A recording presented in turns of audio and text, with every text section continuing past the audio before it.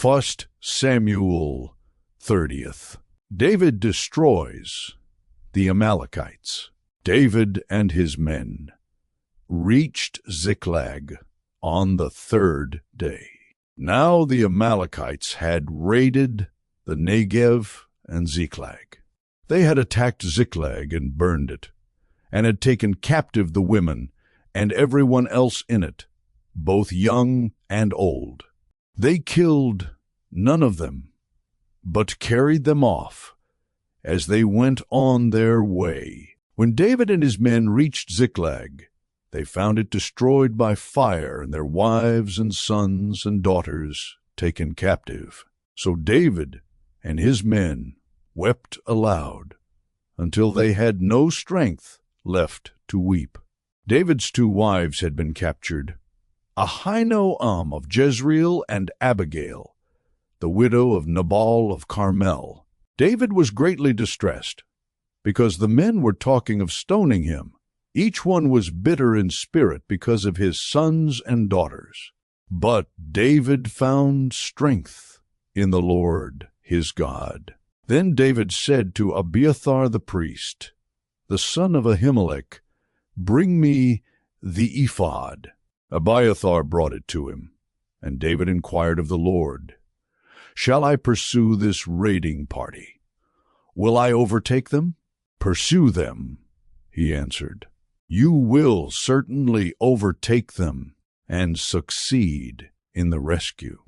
David and the 600 men with him came to the Besor valley, where some stayed behind.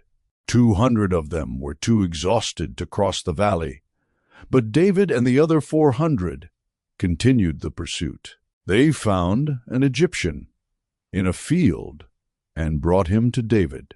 They gave him water to drink and food to eat, part of a cake of pressed figs and 2 cakes of raisins. He ate and was revived, for he had not eaten any food or drunk any water for 3 days and 3 nights.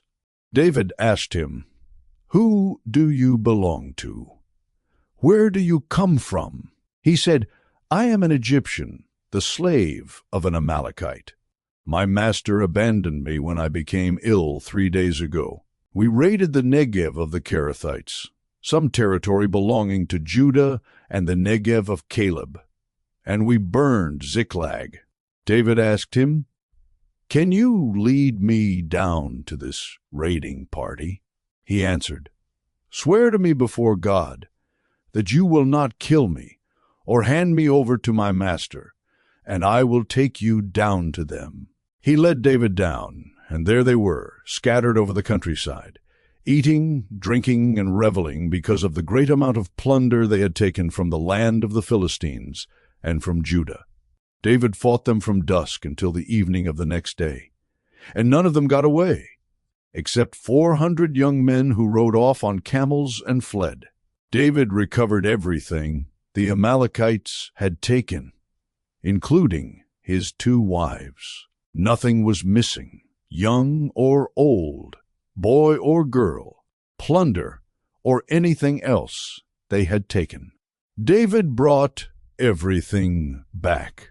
He took all the flocks and herds, and his men drove them ahead of the other livestock, saying, "This is David's plunder." Then David came to the 200 men who had been too exhausted to follow him, and who were left behind at the Besor valley. They came out to meet David and the men with him. As David and his men approached, he asked them how they were. But all the evil men and troublemakers among David's followers said, "Because they did not go out with us, we will not share with them the plunder we recovered.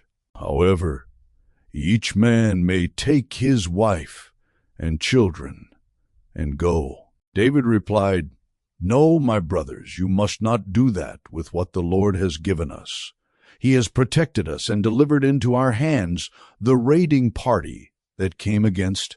Oh, who will listen to what you say?" The share of the man who stayed with the supplies is to be the same as that of him who went down to the battle. All will share alike. David made this a statute and ordinance for Israel from that day to this. When David reached Ziklag, he sent some of the plunder to the elders of Judah, who were his friends, saying, "Here is a gift for you from the plunder of the Lord's enemies." David sent it to those who were in Bethel, Ramoth-Negev, and Jattir, to those in Aror, Siphmoth, Eshtemoa, and Rakal, to those in the towns of the Jerahmeelites and the Kenites, to those in Hormah, Bor-Ashan, Athak, and Hebron, and to those in all the other places where he and his men had roamed.